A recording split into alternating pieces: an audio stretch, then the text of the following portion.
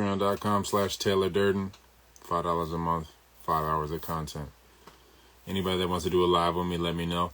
I'll have some time between now and Monday or Tuesday. So anybody that has any questions or anything they want to hash out over this 4-day weekend or so, let me know, because I'm reined in. So it's kind of nice though, man. And it's always a gift and a curse. It's always the best and the worst of times. Like, I love autumn. Autumn is my favorite time of year, and it's like that peak point in time with the leaves where you're just like, man, everything is really lovely right now. Especially here. It's not like growing up in Jersey. The temperature was not where I'd like it to be. Here, I mean, you're getting like 80 degrees a lot of October and November. So it's nice.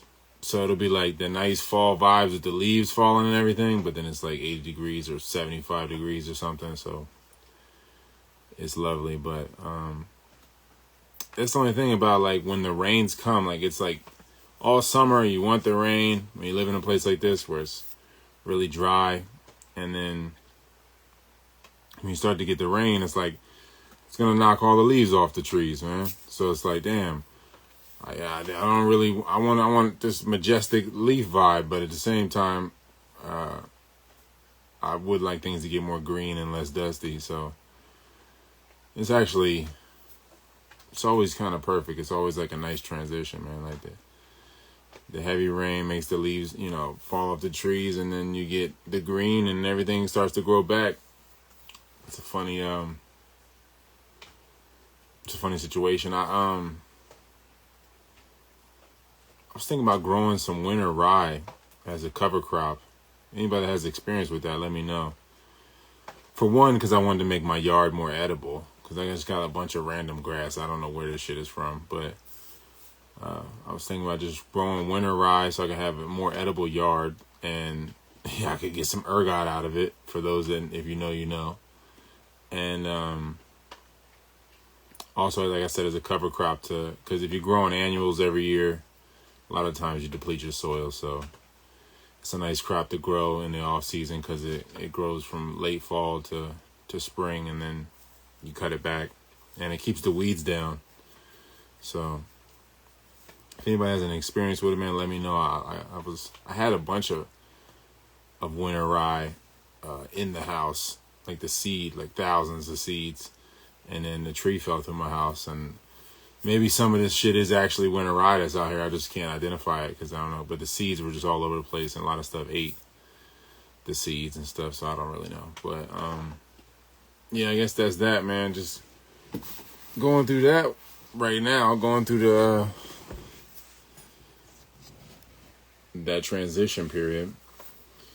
Gonna maybe get the first snow at the higher elevations, so that's always nice for the air quality.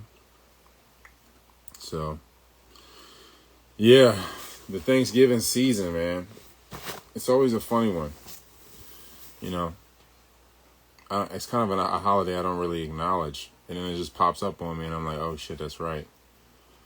But it's a bunch of shit that I could talk about today, that I will talk about today. And I guess for the mainstream news, the biggest shit is the two things. It's really dominating the news in general. It's always the Israel topic, but they have different facades, whether it be like the purchasing of TikTok or the Epstein files. Like today, everything has that Israeli undertone, or really overtone, with a facade on it. But they released more Epstein files today, and a lot of people were saying that that's why the government was shut down the whole time, is because they didn't want. They still got a vote to release all of them. They just like released some emails. I think it's like thousands of emails or whatever, and people combed over them, and they found that in 2017, Epstein, they were asking him about Thanksgiving dinner on the day of Thanksgiving, and he was like, somebody asked him like, well, who's there? And he was like, well, Trump is here. And it's 2017. That's the first administration of Trump. Trump was the president. So if it comes out that Trump was the president and he had Epstein over for Thanksgiving, or he went to Epstein's place for Thanksgiving, and then, what's up, Biddy? What's up, little Biddy? And then he come here, girl. I know you want some food. Come on, come here. Come here, little bitty. You know you my little baby. But yeah, if it comes out that that he was having Thanksgiving with Jeffrey Epstein, that's gonna be bad news. You know what I mean? Well, I mean, I guess it has come out, but I mean, like, just for the base, it's not gonna change life at all. I just think the base is gonna just be more demoralized because, you know, they thought they were getting something, but obviously that's why I don't vote. But again, I feel like a lot of stuff with Trump when he was, you know, his rhetoric during the, you know, the campaign season, which is obviously different than when you're in office. A lot of it was pragmatic and would help people more immediately, as far as like mass deportations, closing the border, things of that nature. You would, you know, it would help. It would especially help the melanated original Americans. So pragmatically, it sounded good, you know. And I felt like, all right, well, I was not going to vote, but if that was to happen, you know, then that would ultimately be good for the real Americans. So it would begin to be good for the world. And whatever other things that come with that I don't agree with, I mean, ultimately I feel like that we could iron that out down the road once he doesn't have much longer to live anyway. You know what I mean? He's already 80. So, I mean, I wasn't expecting much, but it's completely off the rails. It's completely terrible. But you gotta look at the timeline of it. What was it, July 7th? No, it was right before they bombed Iran. Elon Musk was in the White House. He left the White House and then posted that the reason we're not getting Epstein files is because Trump is in them. And then right after that,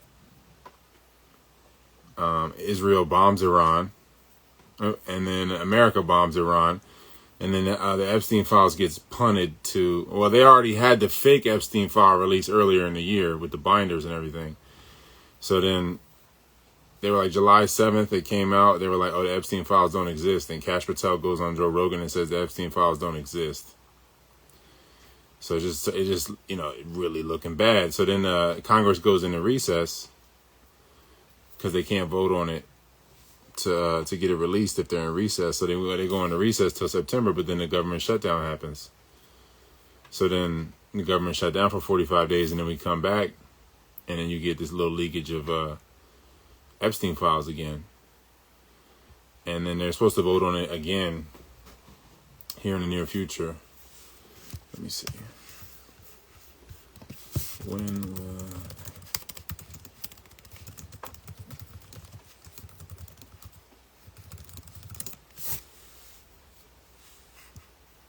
Bipartisan duo expects to have signatures Wednesday to force a vote to release Epstein files.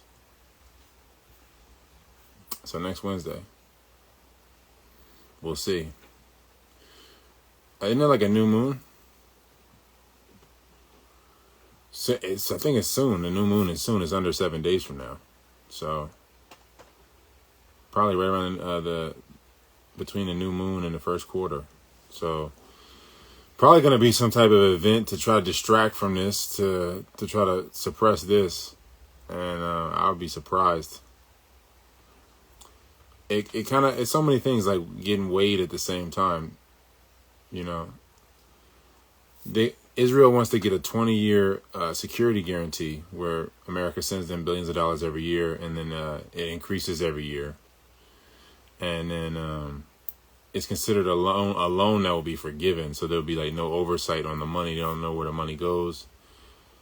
And they want to secure that while they completely have the government under their thumb. So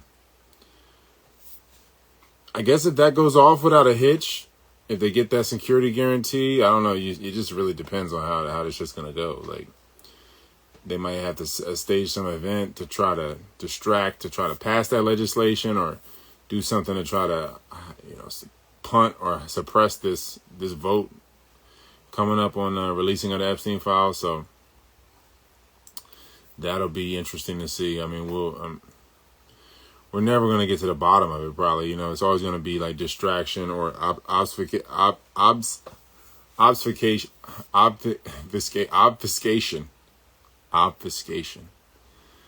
of the files. So, yeah, that's probably what's going to happen. That's probably what you'll see happening, man. I mean, it's crazy how, like, Israel they get aid from America. They get, like, billions in cash. And then and then Epstein might as well be. Then Israel can take that money and buy bonds. They buy American bonds. And then, so basically they buy our debt. And then so America basically, like, has to pay interest on the debt that they've given aid to Israel with. And so, like, it's really a crazy parasite cycle, like, where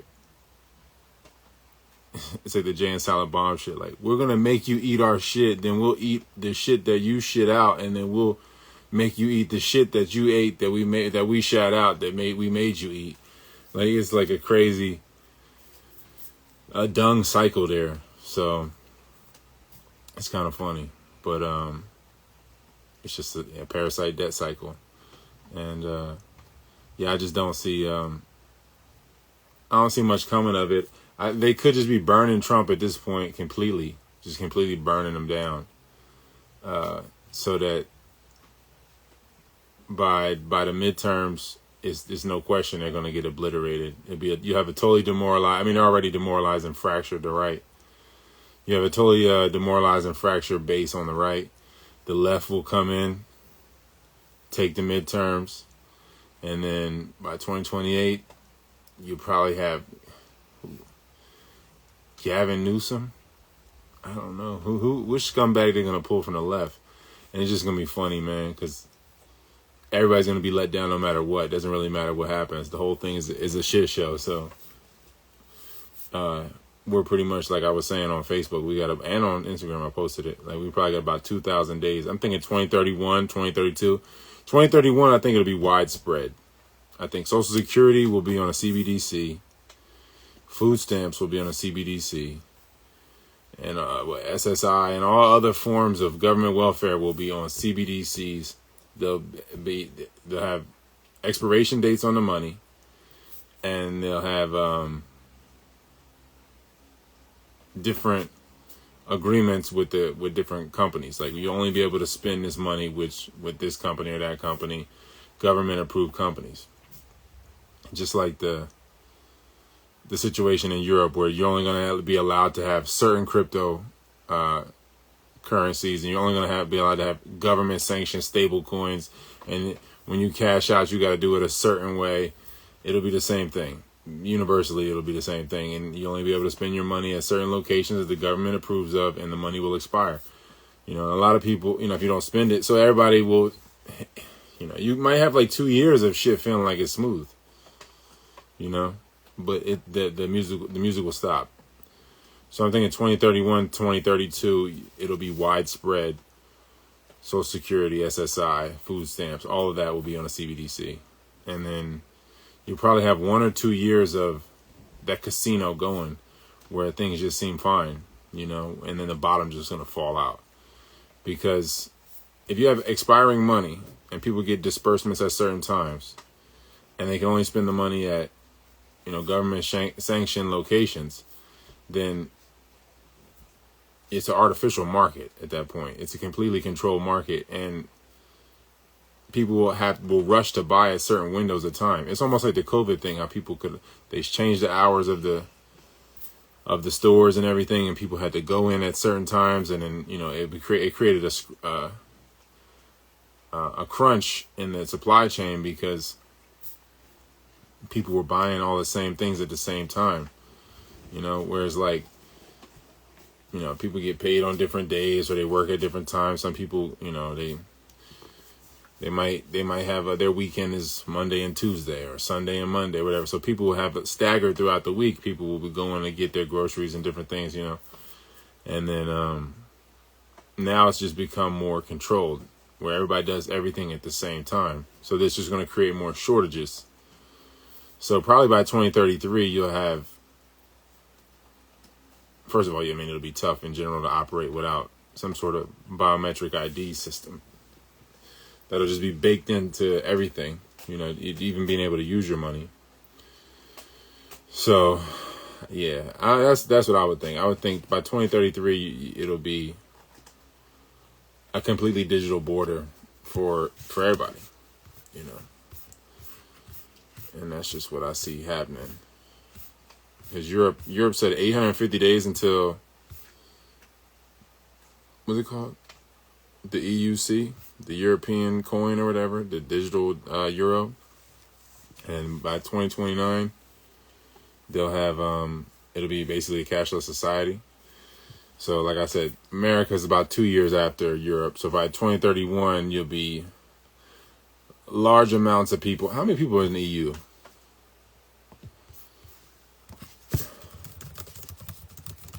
I know they added some countries.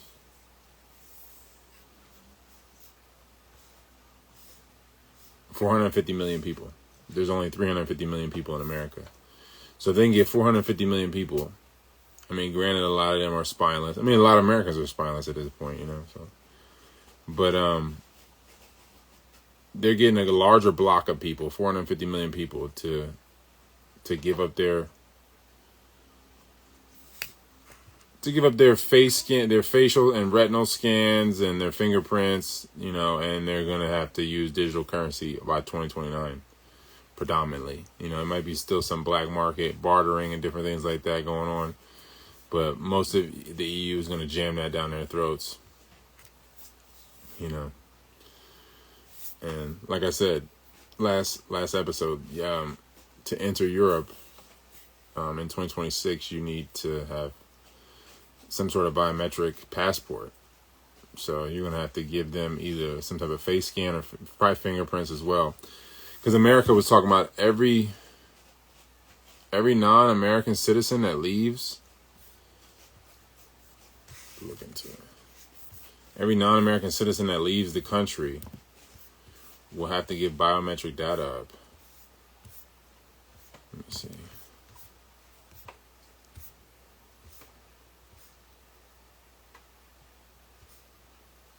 Starting December 26, 2025, all non-U.S. citizens must submit biometric data upon departure from the U.S. This includes facial imaging and fingerprint matching at airports, seaports, and land crossings. The rule removes age exemptions for children under 14 and adults over 79. DHS is considering a broader rule to collect fingerprints, facial imagery, and DNA from anyone involved in immigration benefit requests, including U.S. citizens in some cases. The proposal aims to create a biometric identity system that tracks individuals throughout the immigration life cycle. The thing is that America, or the global government, worldwide government, because it's not a globe, the worldwide government will be a digital government. It'll be a digital border. So the immigrant life cycle will be for everybody. Everybody will immigrate into the digital space. So this is, they want to say it's for immigrants, but it's going to be for everybody.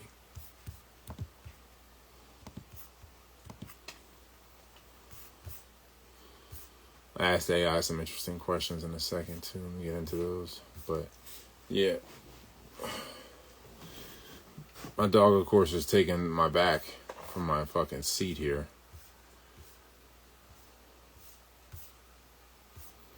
Smoke me. BioKey. BioKey International is a U.S.-based company specializing in biometric authentication and identity access management. IAM. Identity access management is called IAM. IAM Solutions. They develop fingerprint and facial recognition technologies used across government, healthcare, education, and enterprise sectors. Biometric authentication. BioKey provides fingerprint scanners and facial recognition tools for secure user verification. The crazy thing is, I was looking at Google today. You can hum a song you don't know. I was looking up some lyrics, and I knew, most of the lyrics I was looking for. I just forgot the name of the song. And they were like, you can hum the song. And Google was like, hum the song if you want to figure out what it is. I'm just like, that's too spooky, bro. As much as that seems helpful, it's just like, this is ridiculous. Identity Access Management, or IAM, their platform Portal Guard. People are portals. Portal Guard helps organizations manage secure logins, multi-factor authentication, and single sign-on across cloud and on-premise systems. Hardware solutions. They manufacture devices like the Eco ID 3, the USB fingerprint scanner, designed for compatibility with various systems. Cloud-based security. Their IDaaS, Identity as a Service, offerings allow flexible integration with SaaS apps and Windows authentication. Middle East expansion. BioKey recently secured a major deployment with a defense sector organization in the Middle East. I wonder who that is. Africa Tech Festival showcased their biometric identity tools in Cape Town, emphasizing secure access for digital services across Africa. Somebody was telling me, so I got a South African that was following my post, and she was saying, like, man, it's already like this in South Africa. Everything is going completely digital, and it's the same thing. Like when I was in Brazil, I had no idea. I had no idea Brazil was in this advanced stage of pretty much a totally cashless society, where you're buying coconuts with the phone and card and whatnot. People use cash. Some people have cash. Don't get me wrong, but we're not that far off. Everybody has to put in there basically their social security number every time they make a purchase in Brazil. I mean, you just wouldn't think that Brazil's already there in that advanced stage. And yeah, basically the chick in South Africa was telling me the same thing's going on there. I ain't been to South Africa in like 13 years. It was not like that when I was there. I didn't think that it would already be at that point. You know, it didn't feel like they were that close at that point, but you know, smaller countries, probably more susceptible. You can control the masses a little easier.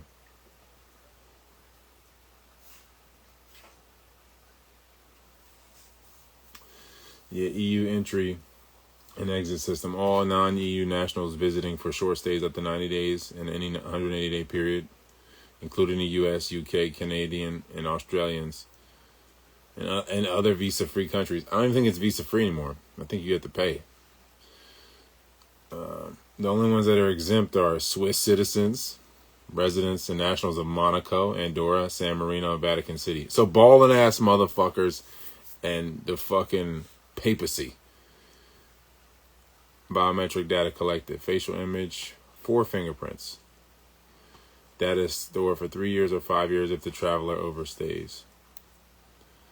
At first entry, travelers provide full biometric data and passport details. On subsequent visits, only a quick verification is needed. Replaces manual passport stamping.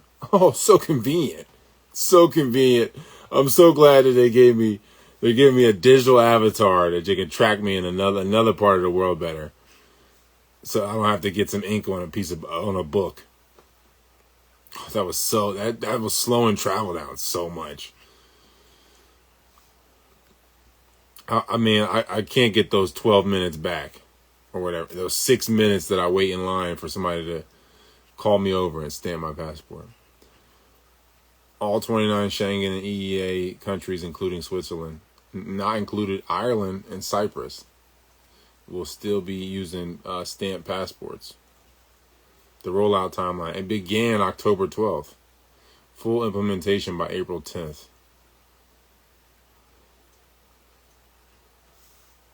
Nice. And you know, like I said, 2 years would be like, I mean, not even 2 years. Like America's, if you leave and you're a non-citizen this year, you already got to give up your biometrics. How long? Until they do it to all of us. We're already, inches away.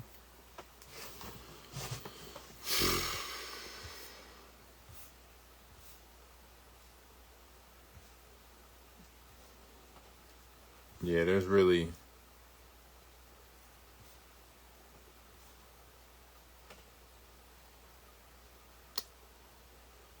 Gaza got bombed again today. I don't know, there's really not much.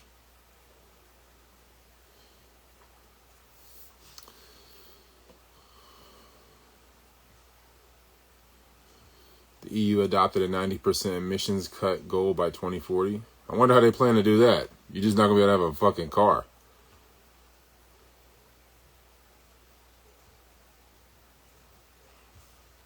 Russia's going to probably take Ukraine soon. And then once they get what they want, they're going to, it'll be some bullshit with NATO. And NATO will be like, look, they're going to try to get Poland next. Look, we need to interfere more directly.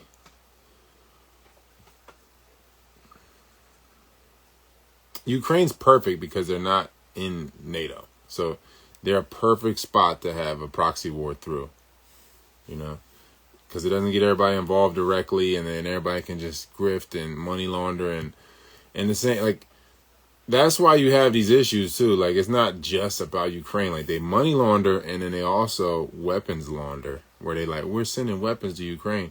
Then the weapons manufacturers get greased, they get money.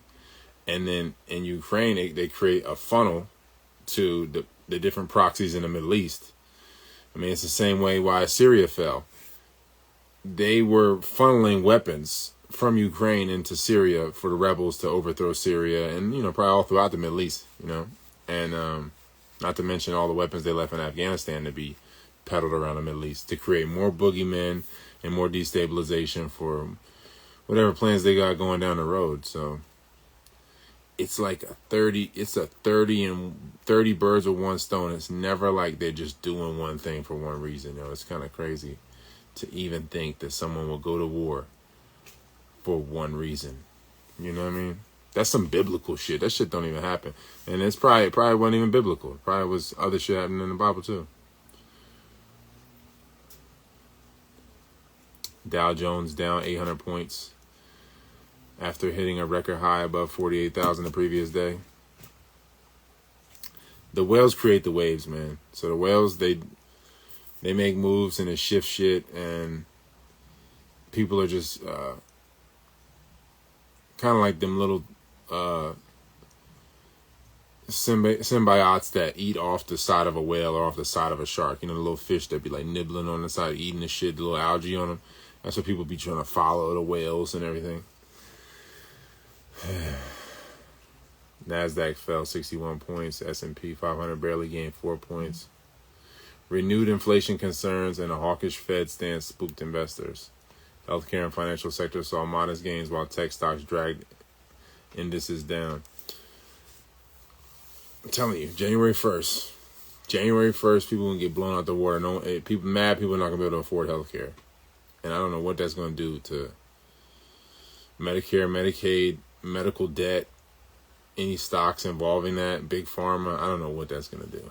It's going to have ripples that people that are in that world would be able to better tell you, but something's, it's not. I just know for sure a lot of people will be dropping their policies January 1st, January 2nd.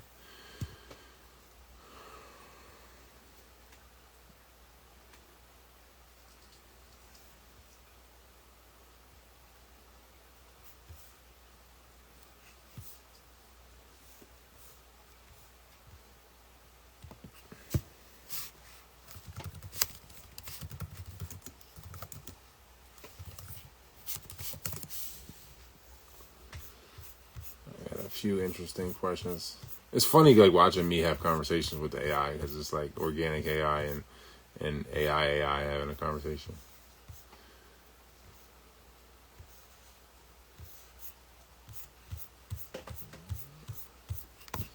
Damn, I asked this shit to give me a detailed response, and there's way too many details on this one question. Golly, guys. We didn't ask for all this.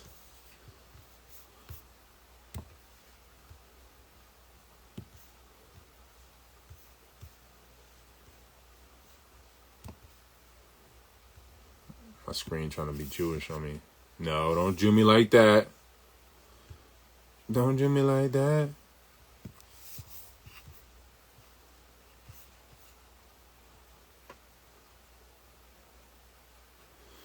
IBM and IonQ led major quantum computing headlines with processor breakthrough, strategic funding, and high-profile conference showcases. IBM unveiled its Quantum Nighthawk processor with 120 qubits and 30% higher circuit complexity. 120 qubits, like you think about it, it's just like how when you look at like supercomputers from like the 50s that are just like basically a fucking calculator now. These shits in like 5 years that we're looking at now, these fucking quantum computers, they're gonna be like monophonic ringtones now. You know, in 5 years, these are gonna be nothings. You know what I mean? These are just what they rolled out to us, I guess. Also, IBM also introduced Quantum Loon, a new processor with real-time error decoding and 300 millimeter wafer fabrication, accelerating fault-tolerant scaling. Well, that's the end of coding. The Quantum Loon is about to wipe out all the programmers. I wonder what all the Indians are going to do. All the Indians that's on the H-1Bs when the AI coders completely hit. I wonder what they're going to do. Supposedly it's like millions more men in India than women, and that's why a lot of them just be like, whatever, I'll leave, I'll go to another country. Because it ain't no bitch here for me anyway. I don't know. Maybe somebody correct me if I'm wrong on that, but that's what I've heard.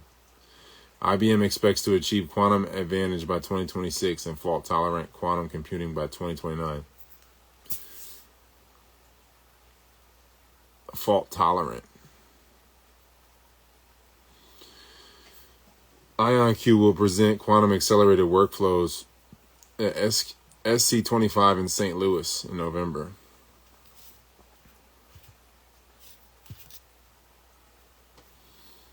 Classic secured tens of millions in a strategic up round, bringing total funding to $200 million. Investors include IonQ, AMD Ventures, Qualcomm, and major financial institutions. Classic's platform enable enterprise-grade quantum software development. Quantum software development. That's basically like dreams. You know what I mean? Your dreams like your software for developing memories. Let's see what fault tolerant means.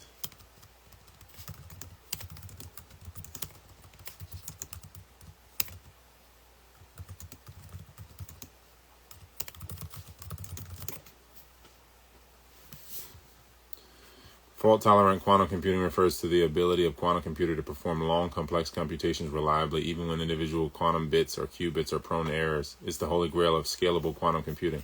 Okay, yeah. When they get to scale it, when they can fucking stuff they might not even need that many qubits. They're just gonna be able to stuff so much into one photon that you don't need maybe as many qubits anyway. But once they can scale that shit into more qubits or whatever to have a greater quantum perspective, and they can just get all the outcomes, and then you can just feed the data of everybody's algorithm into this quantum computer, and then you can just know what everybody's potentially going to do. And then after like a year of that, then you know like all of the variables that a person can make in their algorithm, their daily algorithms. And at that point, you can influence everything in real time and tailor the influence to each individual, by manipulating their perspective. Quantum systems are inherently fragile. Qubits can lose their quantum state due to decoherence, environmental noise. Quantum gates are error prone, with even tiny inaccuracies compounding over time. Unlike classical bits, zeros and ones, qubits exist in superpositions, and measuring them collapses their state, so error correction must be indirect. So when you measure the photons or whatever that you're storing the data in, you gotta do it through an indirect source. You gotta do by proxy, correct the qubit.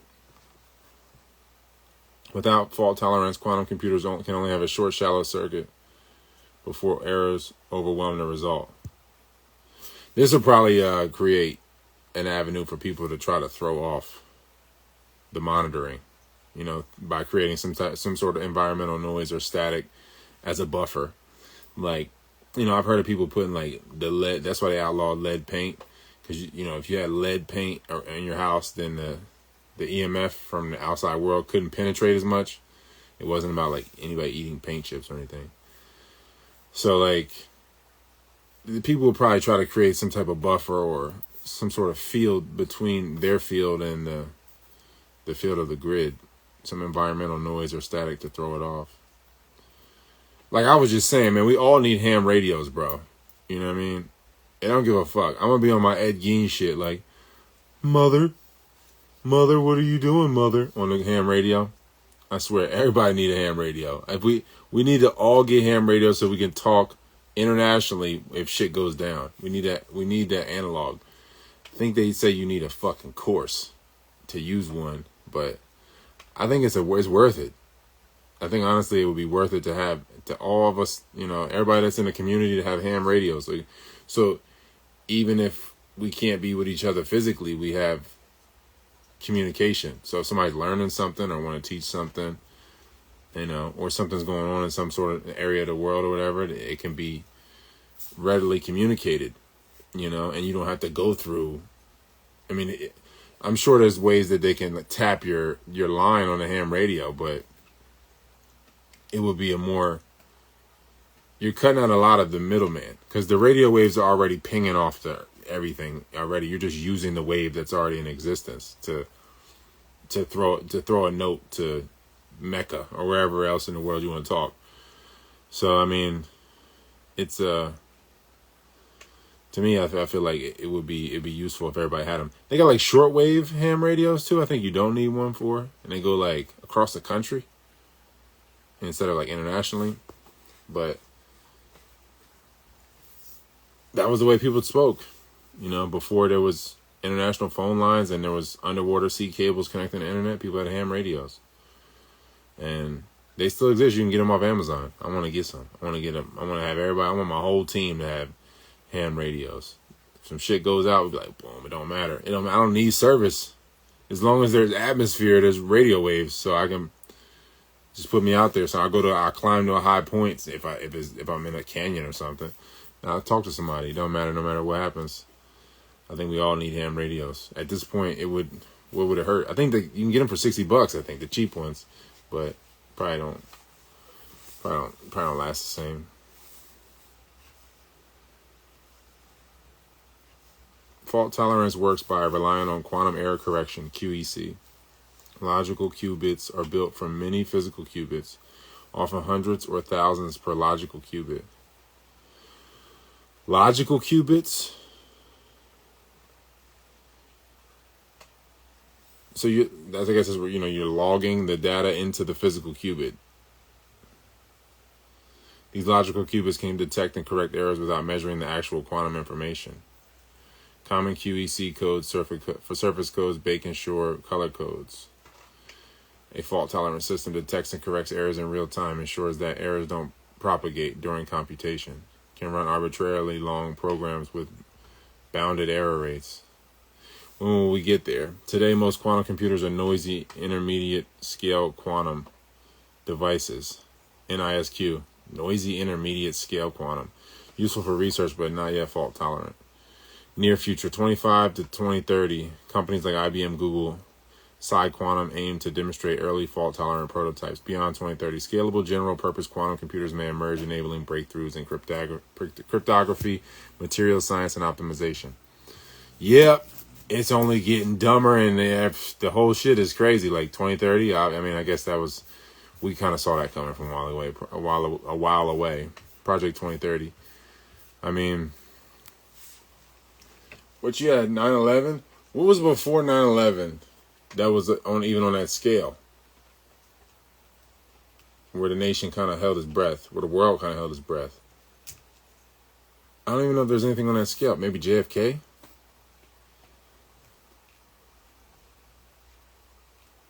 There was nothing on that scale.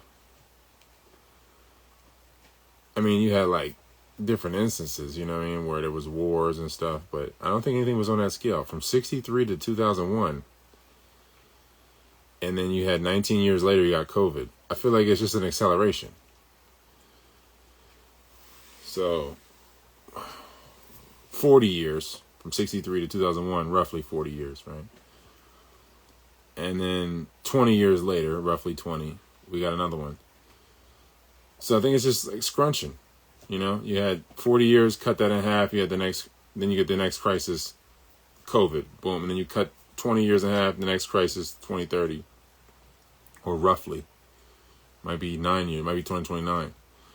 But I think we all know something's coming, or multiple things, you know. I wouldn't be surprised if it is some sort of error or human error, or things will get blamed on human error, whether it be a grid malfunction or a cyber attack or what have you, that makes people want AI and biometrics even more. Because it's not like they're going to be able to just get it off. They got to do something to, make people, to animate people. Yep. Let's see what else I got here.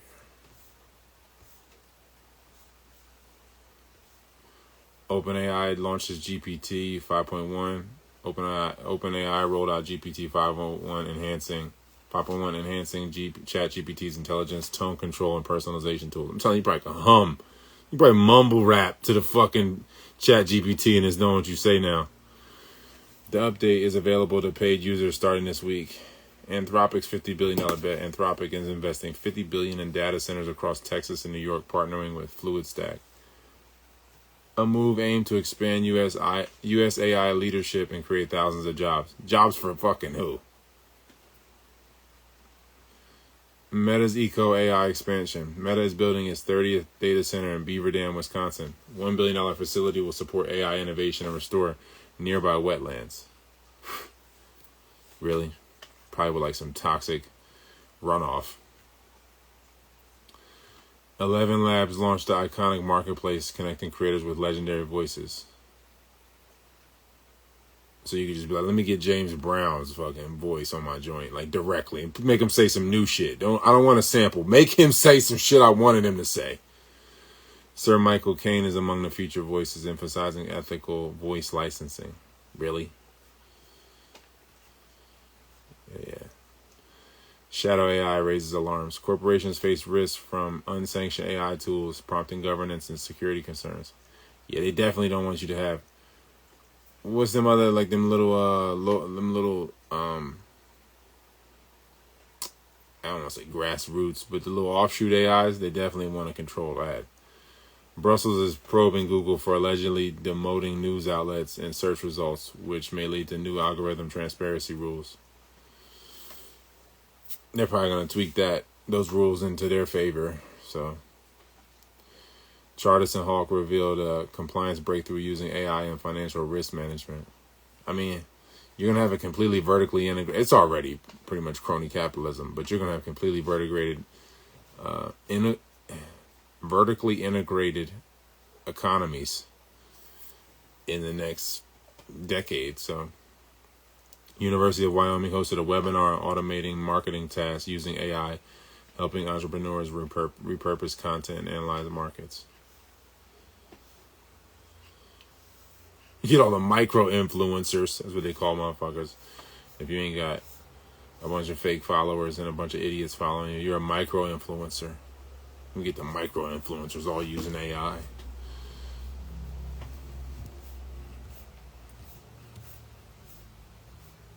Alright, what is the future of biometrics? What is the proposed endgame? How will it affect daily life? Biometrics will keep moving from single-point checks, fingerprints at unlock, toward continuous multimodal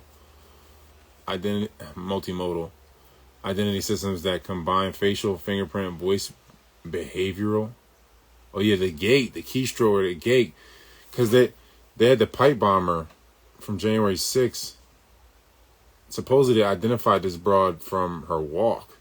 They were like, it's a 93% chance that this is this person because of the way that she walks. I'm about to start walking around like Kaiser Soze, bro. You know, you can catch me walking around like motherfucking the Kaiser Soze. I forget his name, the real dude, the actor's name. The pedophile dude. Oh, I forget his name. Now I want to know. I can see his face, but that's how you gonna catch me walking around, bro. I'm walking around like usual suspects in this bitch. And biometrics will track physiological signals to authenticate people more accurately and continuously authenticate you. Make sure you're continually who we think you're supposed to be. Physiological signals, bro. They're like, this motherfucker, he's usually calm at 3 p.m. If he's not, this can't be him. He just had his sandwich. There's no way this is him. Advances in AI and liveness detection will make systems far better at spotting spoofing and deepfakes, while edge processing and specialized hardware will reduce latency and privacy exposure. I'm going to go around walking like Kaiser Soze with one of them shirts on that got like 30 faces like halfway in it and a fucking COVID mask. With the COVID mask, have somebody else's mouth airbrushed on it. Fuck with me. And some Oakleys. Some Oakley sunglasses on, and I'm gonna have a fake fro, like the dude with the fro from the Rainbow Coalition. I have that shit on. I look like the painter dude. I have that whenever I go into public. Don't let me get married. I swear to God, I'll be shameless. If I was ever married and it was like, I don't care about getting, I'm never gonna meet no new bitch or nothing, and I'm not on the market ever again. I would be out in public shameless, bro. You catch me at the gym, anywhere. I'm dodging the biometrics. Proposed end game of biometrics. A global identity fabric. Global identity fabric, though. That's some hive mind shit. That's some Rick and Morty shit. Interoperable identity tokens and verifiable credentials tied to biometric anchors. So services can confirm who you are without repeated document checks. This blends centralized registries, border and immigration systems with decentralized credentials for privacy-preserving reuse. Where is the privacy? If motherfuckers can tell that you got a wedgie, how the fuck? Where's the privacy? They're like, look, we could tell he got to take a shit. He usually got a shit at this time because he had that bologna sandwich at 11 a.m. today, and that was too early. Frictionless continuous authentication. People are recognized passively as they move through environments, airports, workplaces, smart homes, replacing many passwords and physical checks. I don't want to live in this world.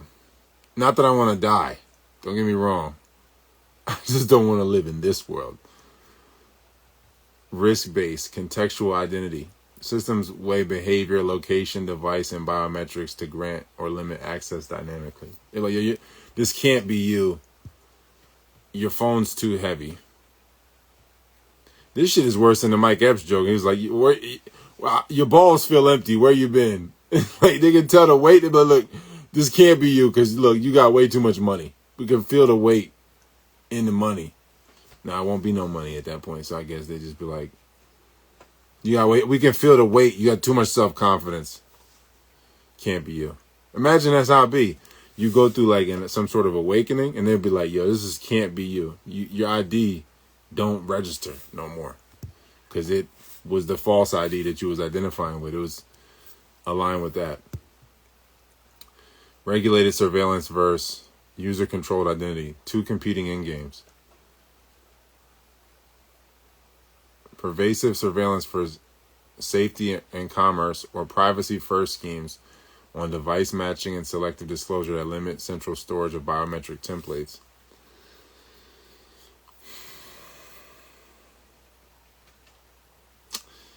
User-controlled identity, or whatever this is, like when they're trying to preserve privacy, they're going to, I think, just a false sense of security. It's data breaches now. And as soon as the quantum computers drop, you're going to have people quantumly hacking that ass. How daily life will change. Travel and borders. Seamless entry-exit processing via facial biometric gates. Fewer passport stamps, but more automated data capture at points of travel. I'm just walking around my bush out. They'll know it's me. It's like when Family Guy, when he was like, Peter was like, why why'd you get drunk to take your license picture? He was like, so when I get pulled over, they'll be like, this guy's not drunk. It's how he always looks. Payments in retail, biometric payments, face or fingerprint, reduced checkout, friction, targeted in-store personalization increases.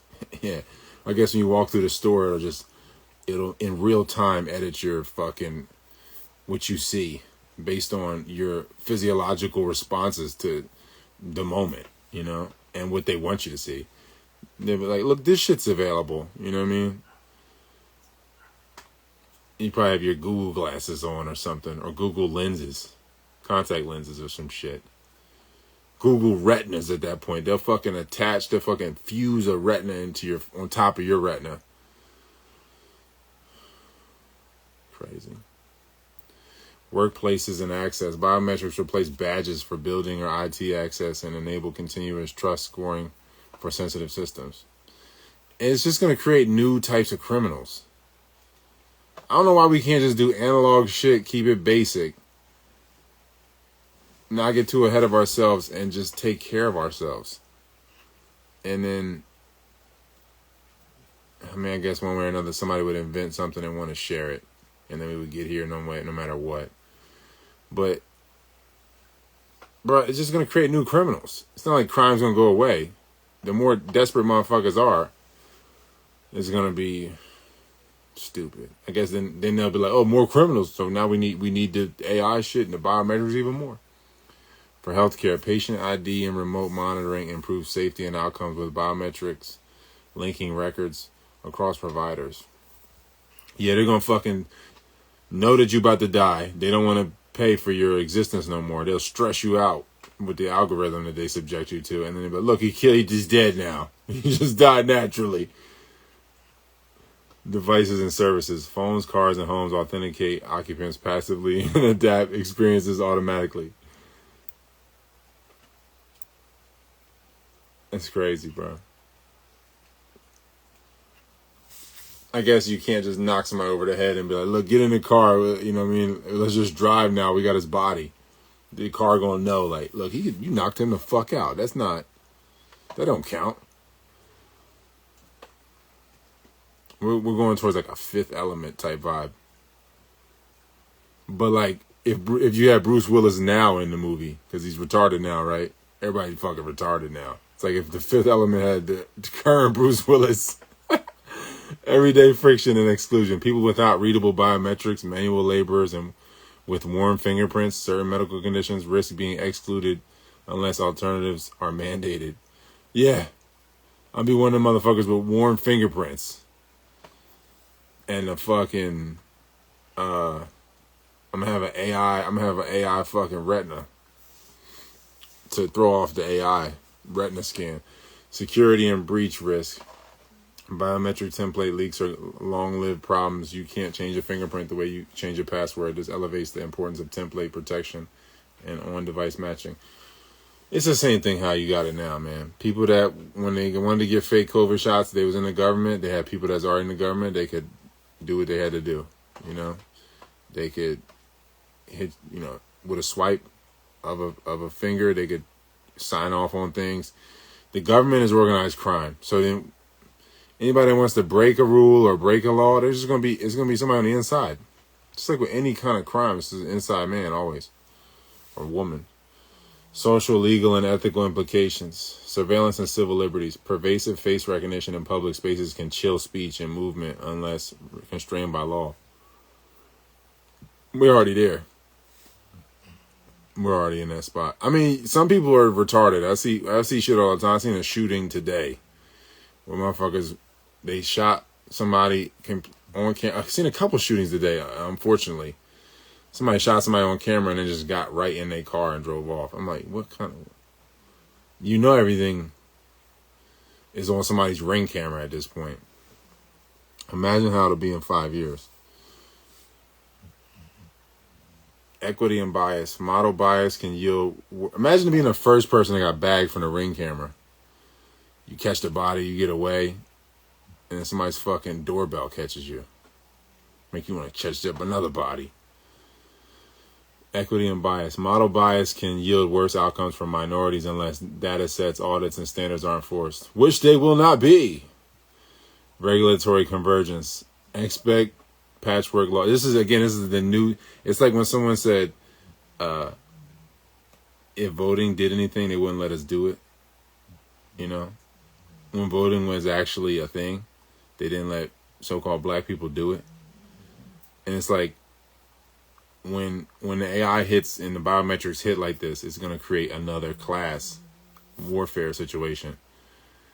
And it's just not going to be distributed. You know, the wealth won't be, it will be more crimped. The wealth will be more crimped, and it's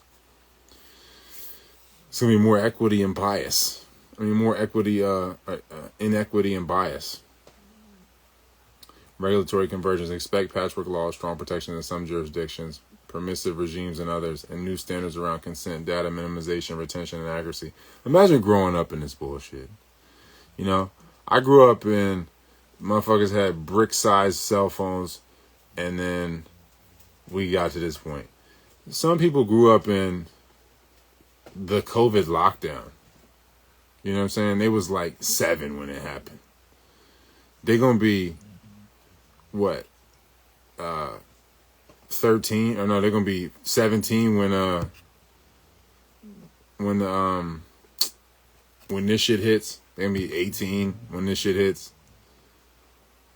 And they grew up already detached from reality. Economic centralization. Large platform providers and governments that control identity infrastructure gain power over access to services and markets. Again, you're not going to be able to spend your money. People be like, I'm going to give Bitcoin. I'm like, bro, where are you going to cash out at? And like I said, you're not going to be able to use the stable coins or the cash out methods or to spend the money. Everything will be monitored. So like, it would have to be a totally different concurrent society with its own servers and shit operating to where you could spend your money in that. You know what I mean? Otherwise, they're going to match your ID. It's not going to be no anonymity. You're going to be able to match, like, okay, this Bitcoin account or whatever, if it's some type of, hidden wallet or whatever, they're going to be like, look, we've matched it up to where these purchases, this person is located here, and this is the coming and going of the data and energy. It's not going to be, it's going to be less and less privacy. So you might have like some anonymity for like a year or two, but they're going to figure out who the fuck you are and whose wallet that goes to.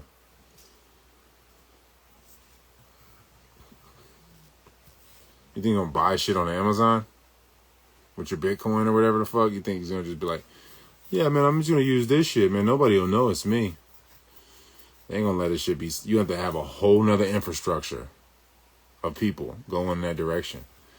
And everybody's getting bought off. Anybody with the tech knowledge or the AI knowledge, they're just getting consumed. Their companies and their talent is being bought up by the bigger tech companies and AI companies. Same thing. Practical steps, what individuals and organizations should do. Individuals prefer devices and services that, whatever. I don't know. Policymakers require transparency, whatever. Fuck all of that.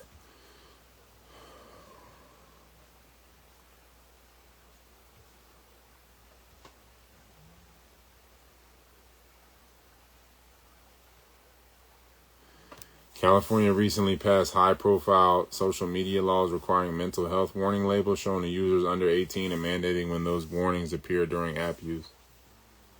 It should be like that during porn. Every time you go on some porn shit, it'll be like, this shit makes you hate yourself. Click, to continue to hate yourself. Sexually. California's Digital Age Assurance Act will force OS makers to provide age range signaling to account setup and limits anti-competitive use of that compliance data. It comes into force in future implementation windows and reshapes how apps and stores verify age. Safety and deepfake controls. California advanced laws targeting notification. The thing is that California sets the precedent. Most of the big tech companies, they have a headquarters or they are headquartered in California. So if they make statewide laws, it is a nationwide law because you already got the headquarters. You have to force these companies out of California in order, in order to try to avoid the laws, you know. But where you gonna go? You gonna go to fucking Texas? You still got an Israel first governor in Texas, and crypto J's, big tech, all of that is one thing anyway. California also advanced laws targeting nudification and non-consensual deepfake sexual imagery, strengthening enforcement. Okay, so you can't make deepfakes of Trump sucking a dick or whatever.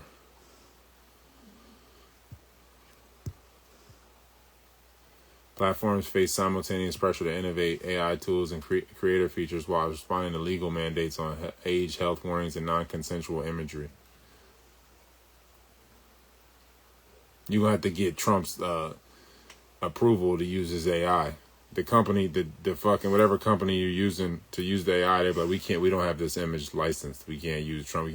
It's going to be like when back in the day you play NBA Live or NBA Jam, and they didn't have Jordan because he wouldn't give up his fucking... It'd be player 23. He didn't give up the licensing. Fucking getting all the money. Jordan was like, you don't know. You don't get to use my name. I'll be player 23 for the Chicago Bulls. And that's how it's going to be.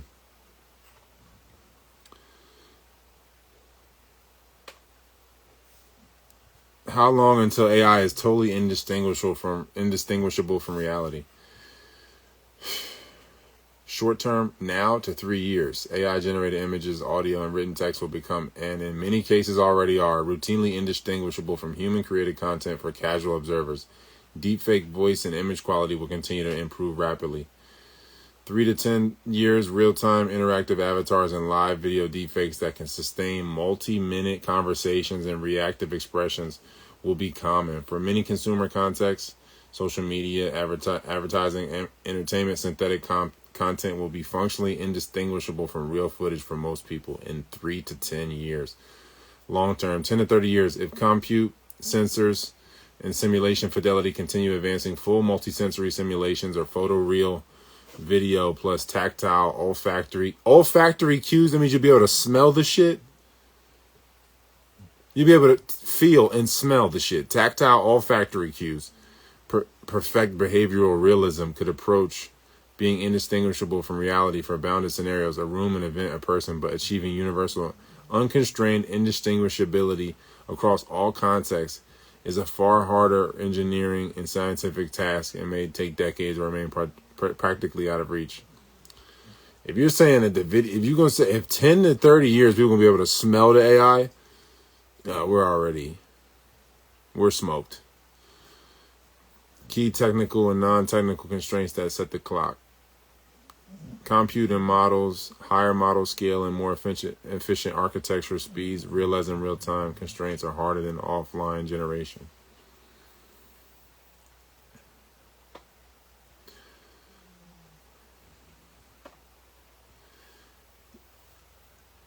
Yeah, I guess because if you're doing something in real time, if you're trying to make a live, I was thinking about that. Like if you get the catfishing that's coming into the future, or if people doing live videos like this right now, you'll get a live AI. The shit will be completely live and like candid. Makes me not want to do no lives and give this shit any more data. They try and use my likeness. But the thing is, like, my likeness, since I have personality disorder and I have unlimited personalities to draw from, because I'm a chimera, it's kind of like I am the AI already. You can't really pinpoint mine. You're getting 37 other motherfuckers' personalities amalgamated into one. And good luck. Good luck distinguishing, bitches.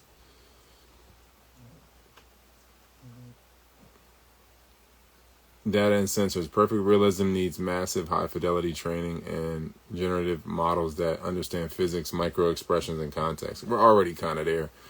I was looking at some sculptures, though, from, like, back in the day. And they had the one shit, right, where the motherfucker was moving his pinky in the sculpture. His pinky was up.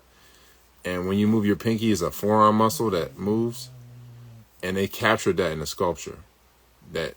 because his pinky was up, they were like, don't forget to put the right forearm muscle flex in there because the pinky is at this angle. I was like, damn, this shit gotta be AI. This had to be some laser shit. I do not believe motherfuckers was on some marble with a chisel for 97 years getting the forearm flex right. I don't believe it.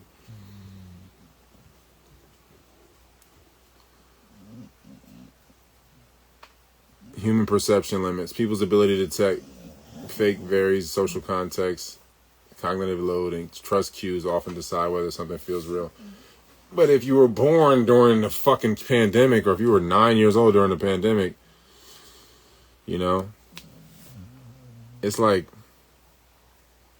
I thought sports was real for years. You know, it took me a while. It took me till 17 to figure out sports was not real. By and large, it was not real. It was a way to get money. It's just like selling drugs, you know that the government controls it. But some people kind of do get money and they can get into it real quick and they get out. You know what I mean? And then parlay that money, that wealth into something else. So that's, I, for a long time, though, as a child, I didn't know sports was fake. You know what I mean? And imagine, that's reasonable, though, because it's actually people, infrastructure around you of people engaging in something. So it gives credence to it. So when you have AI, though, and you've been, separated from shit, imagine how hard it would be to distinguish. Likely in-games, marketplace outcome, widespread synthetic realism with provenance controls. Synthetic content is everywhere but labeled or traceable, and platforms enforce disclosure. Yeah, they're going to enforce disclosure, right? They're like, look, you have to have a watermark or something to say that this is AI. But then that will allow them to be like, oh, this shit is real. They have some really good AI, but oh, this shit is real. And it just be not having a watermark or whatever. And they're like, look, it don't got the watermark, so it got to be real. And then so you're going to get a bunch of fake shit that way too. Just like how it is with the censorship now. With people that you be like, oh shit, this person got a big following or whatever. You know what I mean? Ben Shapiro, like, look, he got these millions of followers or whatever. The whole shit is contrived and fake, but it gives credence to his following. Surveillance abuse outcomes. Ubiquitous and hard to trace deepfakes. Malicious actors exploit realism for fraud, disinformation, impersonation before regulators can catch up. Yeah, exactly. And then the regulators will be in on it. They could be like, I'll sell you the ability to act like this AI is authentic. Augmented reality outcome, blended reality. People routinely accept mixed real synthetic experience, personalized virtual companions, hyper real entertainment with social conventions evolving to manage trust. Bro, this type of shit makes it look like dudes jerking off to fucking Playboy back in the day was reasonable. That was already insanity. But this kind of shit, blended reality, virtual companions, they make Hustler magazine masturbators seem like stand-up fellas. Imagine getting cheated on by the virtual companion. I wonder if bitches will be like, fuck it, I'll just go ahead and submit to polygamy. Because my man right now, he got 3 virtual companions right now that he blowing their backs out virtually every night. How daily life will change. News and information, verifying eyewitness video becomes routine. Publishers and platforms will rely on cryptographic provenance and AI detection. So you're going to use the AI to detect the AI? And who's going to be producing the best AI? It's just almost like how Bill Gates and big tech in general, they created the viruses and then they created the antivirus systems to sell the antivirus systems even more. So they're like, oh, we're going to spread the viruses and the bugs so that our antivirus programs will sell more. It'd be the same thing. Like, we're going to create the fake AI and then you trust us to use the AI detector. And that shit will be biased. And it'll be critical moments where people that was grown up in this shit, they're going to be like trusting of it. The same way people was trusting, the science or whatever during COVID or whatever. Or people was trusting the government during, the 9/11, the following events, the subsequent events of 9/11. You know what I'm saying? Like, people, it hit at the right time. The net and everything, it wasn't fully up and running to a point where you people like, that's probably phony. Social media hadn't hit. So it was like, that wasn't communicated like as fast as it should have been. So it hit a bunch of people at the right time, and it's gonna catch these young generations at the right time, where they're gonna be food, basically, because they're not gonna be able to distinguish reality from fiction. Social interaction, persistent, convincing persistent, convincing avatars and synthetic voices enable long-distance presence and personalized entertainment, but also raise impersonation risk. That's what I'm saying. If you ain't talking to me on the ham radio, it ain't me. After 2031, I'm be on the ham radio. If you hear my voice on this shit after 2031, it ain't me. You ever seen that one movie with the bitch, with the cam girl bitch, that she started seeing herself on the cam, John? Like, she was like, that's not me, and that's not me doing the, you know what I mean, the slutty shit on the camera right now. Somebody took my identity, and that's where we're gonna be at. I'm like, y'all did not say that, bro. I mean, yeah, I don't like, you know what I mean, certain shit, you know what I mean, but I did not say that. I mean, yeah, I don't fuck, you know, sometimes I like paint, you know, painters from Austria sometimes, yeah, but I didn't say all of that though. I just said sometimes they do good work.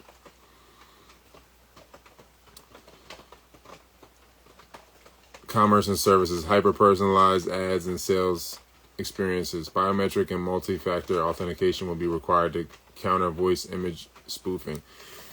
They're going to be really trying to create people stammering and like little cues that people, little natural things, little nuanced things.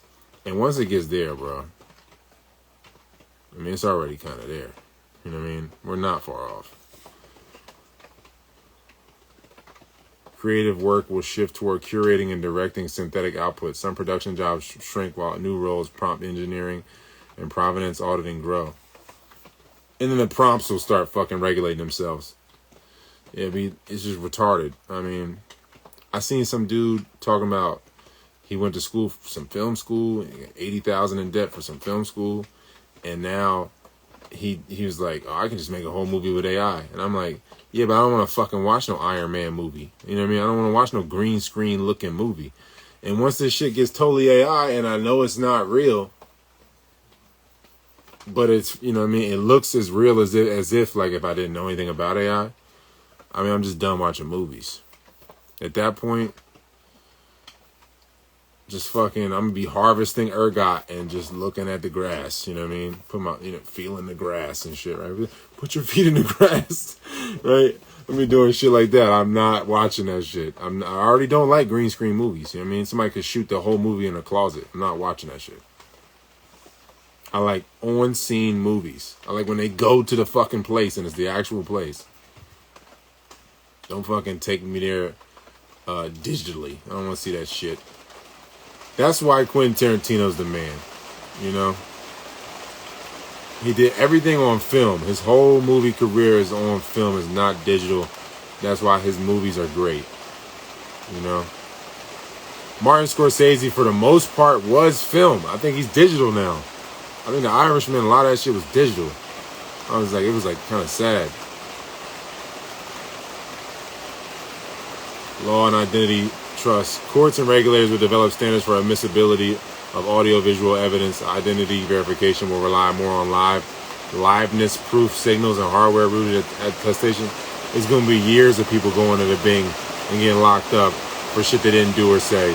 You know it's coming, and they're going to supposedly get exonerated years later after they traumatized and somebody ran up in their booty hole and shanked them under their seventh rib on the backside. Watch for adoption of provenance standards, watermarks, signed metadata, and legal rules requiring disclosure. Those will be pivotal in slowing harm. Yeah.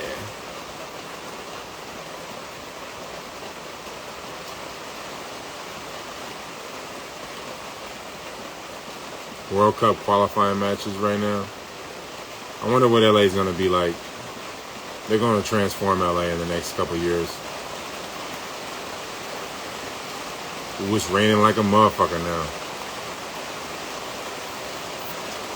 LA will see targeted but visible transformation rather than a complete remake. Faster transit links. Yeah, I believe that shit when I see it, LA. Upgraded airport access. layered temporary venues, and citywide digital services designed to handle short-term visitor surges and longer-term operational gains. I don't know how loud this rain is, but I'm going to just speak up. But when you're looking at the way that they prop up a bunch of cities and stadiums and shit for the World Cup or the Olympics, and then you look at the World's Fairs, like the Nashville World's Fair, the Buffalo World's Fair, the Chicago World's Fair, you look at what they did, the intricacy of those buildings. That shit looks better than whatever they're going to do in LA in 2028. So just think about that. How about that? You know what I mean? How advanced are we really? How much of this quantum computing is already just here? And they just trickle it out after the resets. Major physical projects in LA. Transit and the airport. 28 by 28 program accelerates projects such as the LAX automated people mover. I'm not getting no fucking thing that can drive itself. It's bad enough we got people driving Hondas on the road. Metro D-line extensions and other capacity upgrades that will reduce travel friction for millions of visitors and residents. Venues and temporary builds. LA 28 emphasizes using existing venues plus temporary overlay facilities. So, I mean, temporary overlay facilities. They're not going to do anything remotely as beautiful as the World's Fair of fucking 1901 in 2028. Think about how ridiculous that is. The timeline's a lie. Will LA be a smart city by the games? The city's Smart LA 2028 strategy pursues a pragmatic smart city rollout, improved public data tools, expanded connectivity, including 5G, sensor-driven operations, traffic safety, utilities, and digital services aimed at inclusion and accessibility. Expect real-time traveler info, multilingual kiosks, improved incident detection, integrated transit payments, but with uneven deployment across neighborhoods and a focus on every event readiness. That means they're not going to be in South Central. You're not going to be getting access to the shit. Fucking Blix. That's what they're going to be like. But it's funny because when I was in Greece, right, they did a whole revamping of Greece or Athens for the Athens games. I think, what was that, 2004? And some of the stuff was still nice. The trains were, newer, relatively newer. It was, I'm glad they did it. It made the place better for years later. But, they're going to turn the Palisades into a bunch of fucking apartment buildings. Heavier but more predictable flows, pop-up transit and hospitality zones, more security checkpoints and surveillance for crowd safety and convenience services, seamless ticketing, wayfinding, real-time transit updates that many will use daily.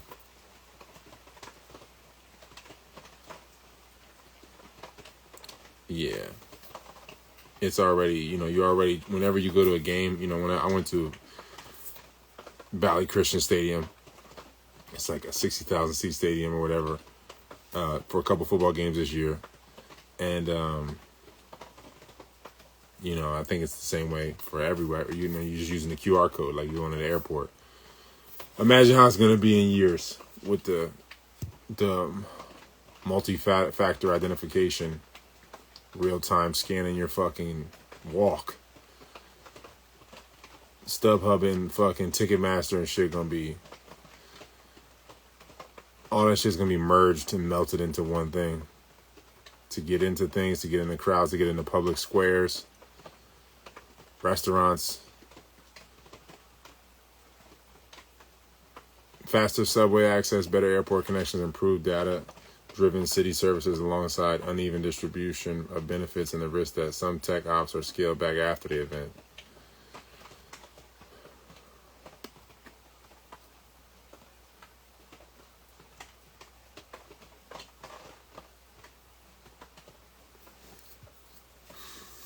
Smart LA. Oh yeah, and sports are fake news, right? Somebody, my man Randy hit me with this shit. Because, I always be saying sports is fake news. This is the last thing, and I'm going to let y'all go. They caught them, New Jersey authorities arrested 14 people tied to a mafia-backed illegal sports betting ring that allegedly used offshore sites to handle about 2 million in wagers between 2022 and 2024. Prosecutors say several college athletes help operate sports books for the organization. Joseph Little Joe Perna, a member of the Lucchese crime family, is accused of overseeing the network. Defendants face racketeering, conspiracy, gambling, and money laundering charges. Authorities say college athletes were among those who ran parts of the operation, though prosecutors declined to name specific schools or sports. Sports are fake, bro, at all levels. It's either outright bought, like last year, Ohio State football won the national championship, and they spent the most on their roster. So it had direct correlation with the money spent. It's like the Yankees have the most championships because there's no salary cap in baseball, and they've had the largest amount of money, the biggest contracts. I think the Dodgers, they just bought the last 2 championships because they spent the most money. Either it's directly bought or it's fixed in another way. The NCAA says it's aware of the indictments and investigating potential rules violations and eligibility issues. State law enforcement and prosecutors are coordinating the criminal case while the NCAA will pursue its own disciplinary process if violations are substantiated. I think the head coach of the Patriots is Josh McDaniels, right? Josh McDaniels got caught stealing other teams' signals by recording them from the stands, recording their signals, and then I think they were putting microphones in the other teams' locker rooms so they could steal the signals and they could do the halftime adjustments. He got caught on the Patriots doing that. Then he left and went to Denver and got caught again, and now he's the head coach of the Patriots, I think, right now. Bro, you should be banned from the league forever after the first one. How can you come back? There's no credibility with sports, man. If athletes are formally tied to match manipulation or insider wagering, expect swift NCAA sanctions, criminal prosecutions for individuals directly involved, and renewed calls for stronger education, monitoring, and compliance programs on campuses. Yeah. Don't bet on the game, son. You only have a 6-year window where you're going to get money out of sports. Don't make an extra $10 million off of this shit. You know what I mean? So many regular dudes that are not going to... The quarterback from University of Texas last year, I forget his name, blanking on his name. He made more money playing for the University of Texas, because the college players get paid now, than he does in NFL now. They need to make their money while they can. They only have a small window to get money, to manage it for the rest of their life, and deal with the CTE, and deal with the fact that their fucking brain probably never really developed from like 15 on, because they were focused on something for 15-year-olds.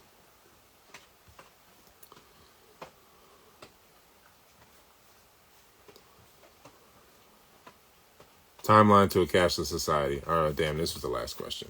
Damn, this is such a long one.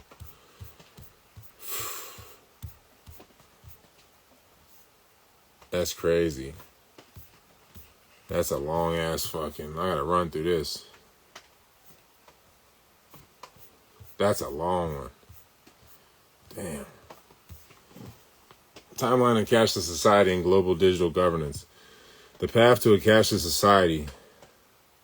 I might just have to put this one on the Patreon.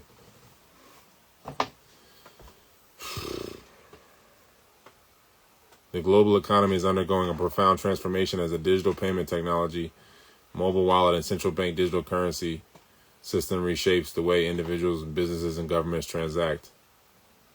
The vision of a fully cashless society where physical currency is obsolete and all the value exchange is digital has moved from speculative debate to a near-term policy and business priority in many regions.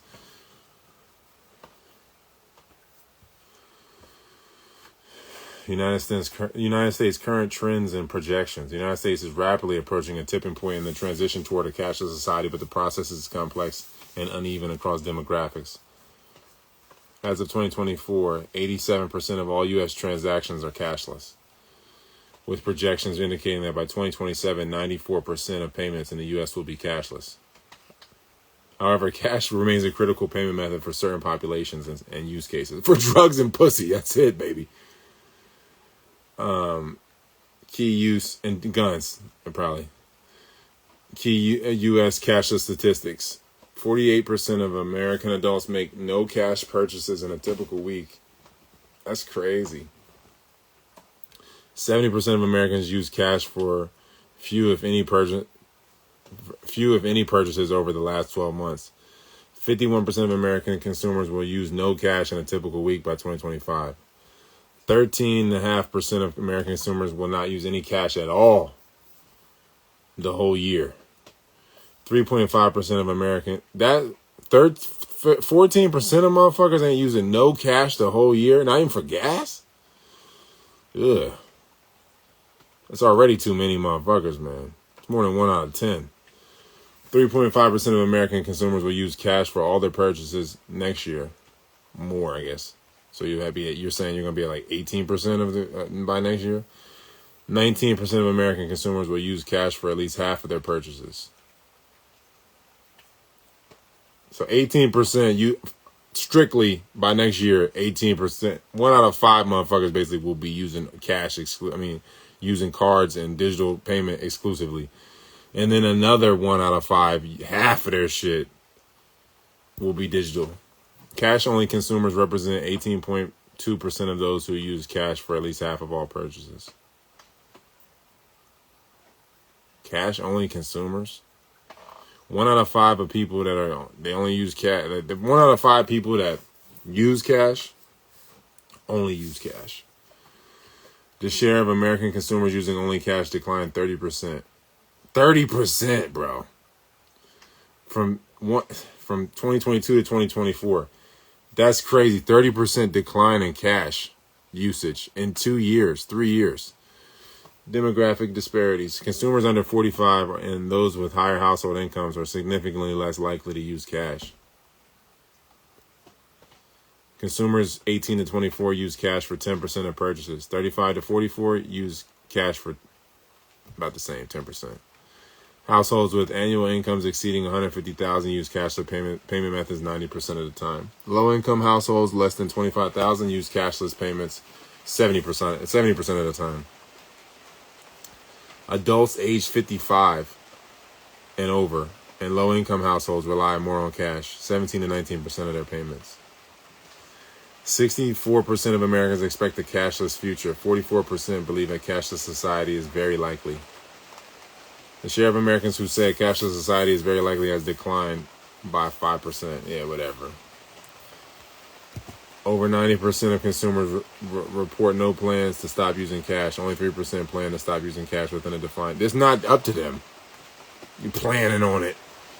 It's the same thing.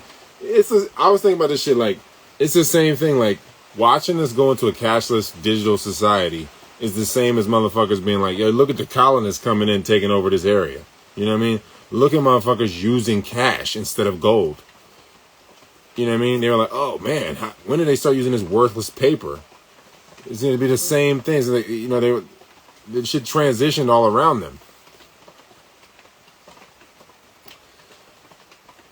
Cash is most used for small value payments under 25, accounting for 50% of such payments. 80% of consumers held cash on person at least one day during the diary period. Average on cash person holdings were $67.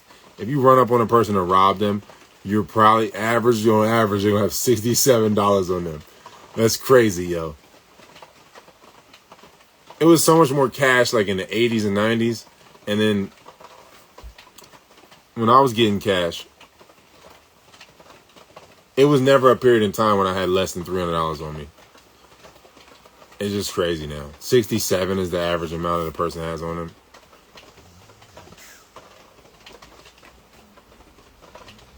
Store value cash holdings declined to $306 in 2024 with 400. So the average person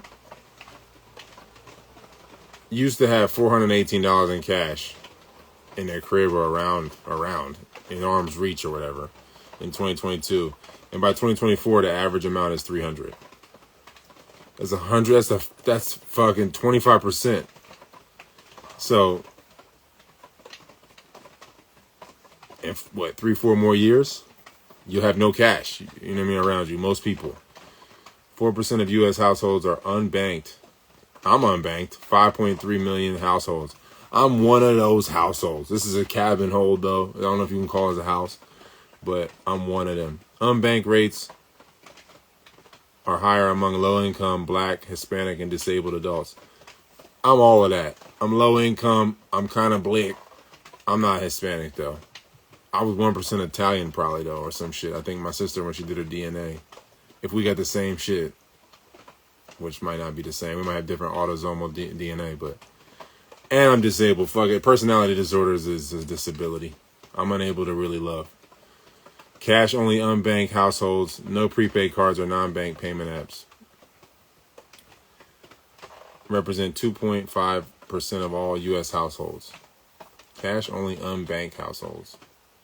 People that don't have prepaid cards or bank payment apps. It's 2% of people. 2.5% of people don't have Cash App or bank accounts. How is this not already basically a cashless society? The number of ATMs in the U.S. declined by 4% between 2019 and 2022. I wonder what it'll be in 10 years. 16.3 million, and they're all going to be like the Bitcoin joints, probably with multiple fucking ID verification cameras on them. 16.3 million American households will use ATMs or bank kiosks in 2024, down by 6.75 million since 2017.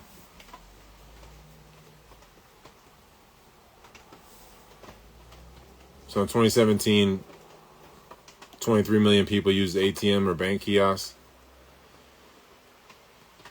Now it's only 16 million. You gotta remember, it's 350 million people in the country. Half of them are adults. So,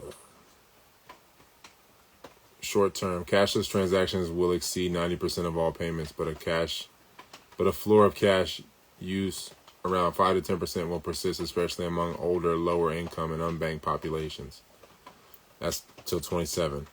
Medium term, 28 to 35. Cash usage may fall below 5% of all transactions, but complete elimination is unlikely without policy intervention, which is what it will probably happen. Long term, beyond 2035, a fully cashless U.S. society is plausible only if digital inclusion is universal. You'll have universal basic income. Robust privacy and resilient safeguards are in place, and legal tender laws are amended. Even then, a small segment may continue to demand cash for privacy, autonomy, or distrust of digital systems. They're going to be using silver coins and fucking selling pussy. Yeah. 2035 is what they're saying, basically. You have universal basic income. It's like I was saying, this shit is like platinum dependency. You're already dependent. You already go to the grocery store, pay for power. You're already dependent at some level. So you are basically, you're like luxuriously dependent in a sense. Just lazy dependent, you know what I mean? Platinum dependent, but still very, very dependent. So it's not like you have any say-so really when you're just dependent. Conclusion, the U.S. is on track to become functionally cashless within the next decade. North America, projected cashless, they're saying 2027 is the earliest it could happen. Europe, 2028. The Asian Pacific, 2028. Latin America, 2028. Africa, 2028. The Middle East, 2028.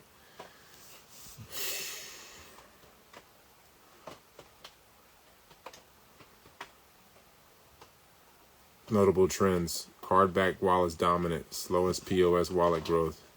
Instant payments, digital Europe. QR codes, super apps. CBDC pilots. In Asian Pacific already. Pix in Brazil. That's what I was saying. Pix is already there. They're already there.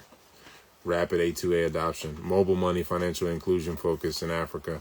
Wallet adoption rising. Regulatory pushes in Middle East. Asia Pacific leads the world in digital wallet and cashless adoption. You got a lot of expats and shit going there too. The digital yuan, Alipay, WeChat Pay.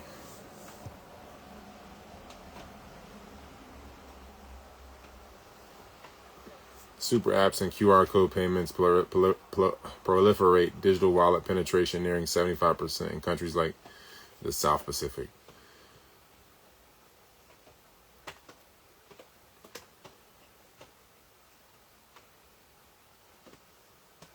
See, that's the thing. When I was in Germany, I feel like a lot of people use cash more. It's going to be interesting to see.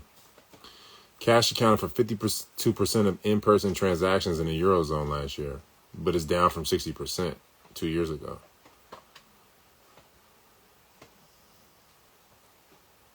It'll be interesting to see. Norway and Sweden are near cashless. I don't think Sweden uses the euro. I think they use like a krone or something. And probably the same thing in Norway. They still have kings and queens and stuff, even though they're in the euro.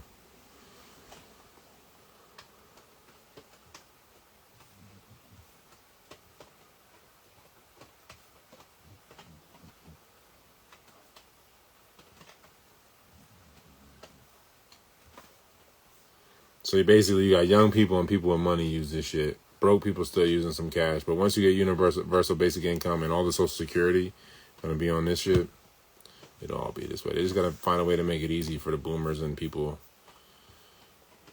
whatever remains of the silent generation and the boomers. And broke motherfuckers.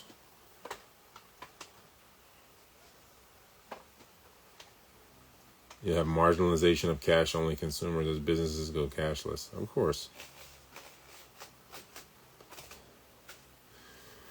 CBDC development global overview as of July of this year. 137 countries and currency unions, 98% of global GDP. 98% of global GDP are exploring CBDCs, up from 35 in May of 2020. It's only like 170 countries in the whole world, isn't it? 72 jurisdictions are in advanced stages. 49 CBDC pilots are underway. 3 countries have fully launched retail CBDCs: the Bahamas, Nigeria, and Jamaica. Emerging markets are driving retail CBDC growth to reduce cash use. Advanced economies are intensifying research and collaboration, especially on wholesale CBDCs for interbank settlement and cross-border payments. What is it, November 22nd, when the SWIFT system switches to being like a CBDC system? And SWIFT is how you make payments internationally. So, yeah.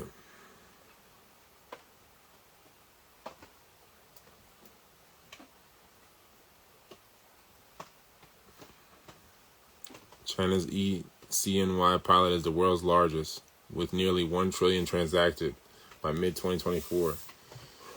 That's crazy. India's e-rupee pilot is rapidly expanding with offline functionality and rural inclusion as priorities. Damn, it might as well be like $1 then. You can get it. You got offline functionality. You don't even need to be connected to be like, well, I guess whoever you're trying to pay for the shit with, they're connected. So once you hit it with your QR code or whatever, they know, they can tell if you have money in the account or not.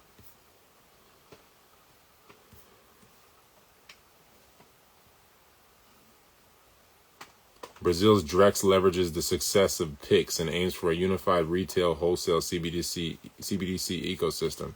Russia is preparing for the cross-border CBDC transactions with China and other partners. The ECB, the digital euro, is in preparation phase with a launch decision expected in late 2025. The U.S. has halted the retail CBDC development due to privacy, stability, and political concerns, but continues wholesale research.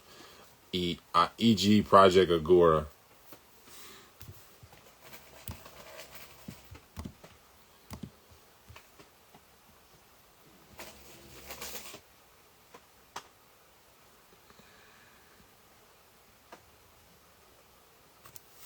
The Genius Act establishes a regulatory framework for payment stablecoins with guardrails to protect against community bank disintermediation.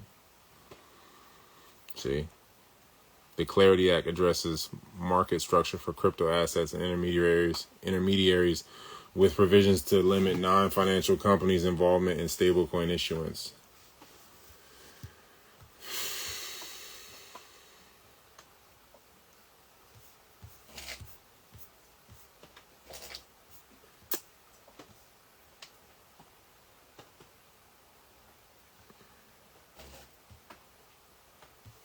It's just going to be, like I said, it's going to be money with, it's going to be expiring money.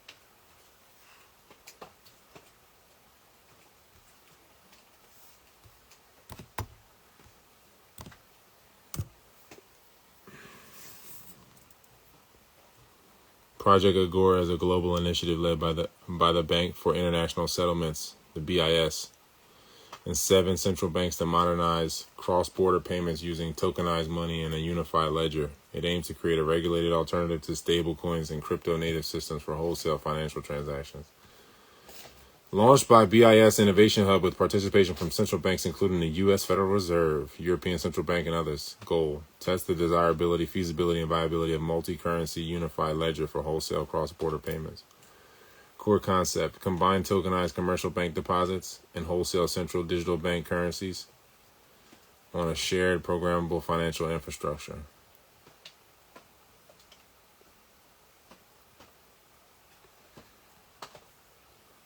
"41 institutions involved, major banks, infrastructure providers, and fintechs.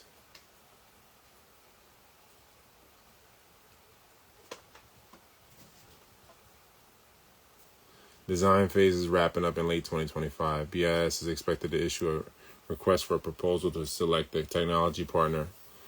Pilot implementations could begin in 2026 with potential real-world adoption in the late 2020s. Counters to stablecoins, offers a regulated, programmable alternative to crypto-native systems for institutional finance." Yep.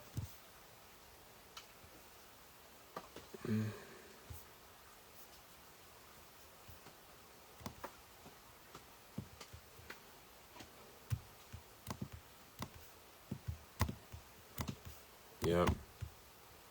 I'm going to see if there's any questions in this thing.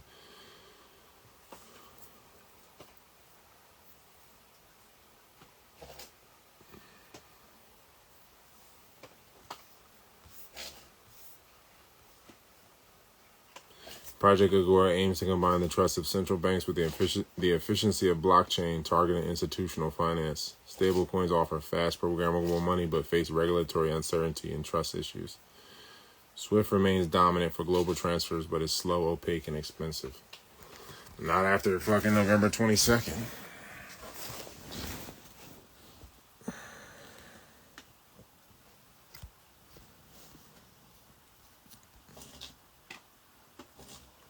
Lots of places are cash only in Pueblo, Colorado. I've only driven through.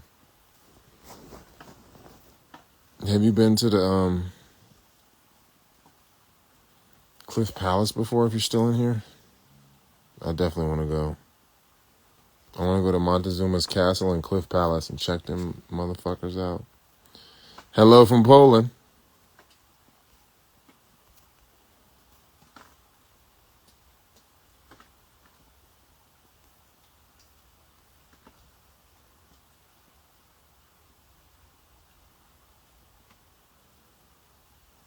Yeah, I've heard of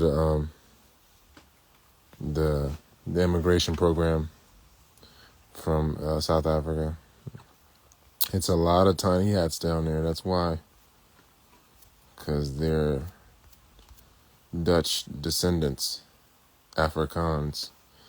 But All right, man. I think I'm going to put this one up on Patreon because I ran pretty long and, I owe the Patreon at this point. I just found out that the Joe Budden podcast is the most popular podcast on Patreon. It's crazy. It makes $20 million a year. $1 million alone a month off of Patreon. That's crazy work, bro. For a boring ass fucking show. That's wild. But shout out to Joe Budden for that, man. Jersey, man. Salutations. Patreon.com/Taylor Durden.